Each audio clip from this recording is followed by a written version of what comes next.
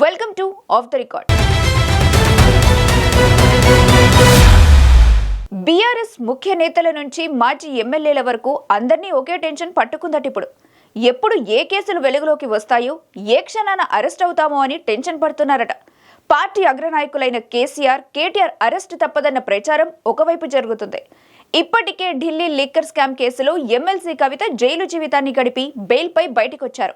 మరోవైపు ఆ పార్టీకి, ఆ కుటుంబానికి ఎంతో దగ్గరగా ఉన్న నిజామాబాద్ జిల్లాకు చెందిన మాజీ ఎమ్మెల్యేల అరెస్ట్, ఆస్తుల జప్తుపై ఇప్పుడు జోరుగా ప్రచారం జరుగుతుంది. ఇంతకీ ఎవరా మాజీ ఎమ్మెల్యేలు? Let's watch.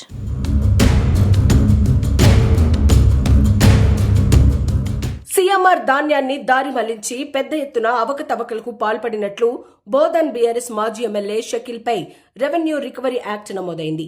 నేడో రేపో ఆయన ఆస్తులను అటాచ్ చేసుకునే అవకాశం ఉందట. ఇప్పటికే షకీల్ పరారీలో ఉన్నారు.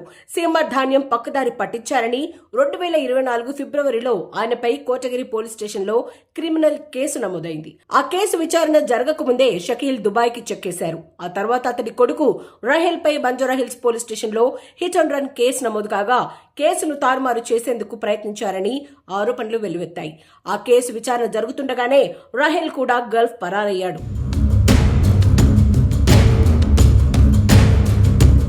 ఆర్మూర్ కి ప్రాతినిధ్యం వహించిన మరో మాజీ ఎమ్మెల్యే బీఆర్ఎస్ జిల్లా అధ్యక్షుడు ఆసిన్నగారి జీవన్ రెడ్డి జైలుకు వెళ్లక తప్పదనే అభిప్రాయం వ్యక్తమవుతోందట.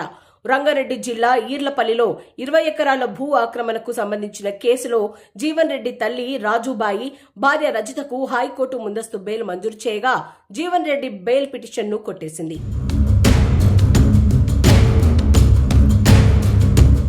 అసెంబ్లీ ఎన్నికలకు ముందే దామోదర్ రెడ్డి అనే వ్యక్తి తన భూమిని జీవన్ రెడ్డి ఆక్రమించారని కేసు పెట్టారు. తాను నిర్మించిన ఫంక్షన్ హాలును కూల్చివేశారని, తనను ఆయుధాలతో బెదిరించారని పోలీసులకు ఫిర్యాదు చేశారు. ప్రభుత్వం మారిన తర్వాత ఆర్మూర్లో జీవన్ రెడ్డికి చెందిన జీవన్ మాల్ ను సైతం అధికారులు సీజ్ చేశారు. భారీ మొత్తంలో బకాయిలు పడి చెల్లించడం లేదని విద్యుత్ తదితర శాఖల అధికారులు చర్యలకు ఉపక్రమించారు. ప్రజా ప్రతినిధులుగా పనిచేసిన బీఆర్ఎస్ నేతలు అక్రమ దందాలకు పాల్పడటం తీవ్ర విమర్శల పాలవుతుంది. గత ప్రభుత్వ హయాంలో ఏం చేసినా నడుస్తుందిలే అన్నట్టు కొందరు నాయకులు వ్యవహరించారు. ఉన్న పదవి కోల్పోయి పార్టీ అధికారం కోల్పోయేసరికి మాజీ ఎమ్మెల్యేల బాధితులు న్యాయం చేయాలంటూ పోలీస్ స్టేషన్ మెట్లు ఎక్కుతున్నారు. వారి వల్ల ఆపద ఉందని తమ కంప్లైంట్లలో పేర్కొంటున్నారు. దాంతో గులాబీ నేతలకు వరుసగా కేసుల చట్రం బిగుస్తోంది. ఇప్పుడు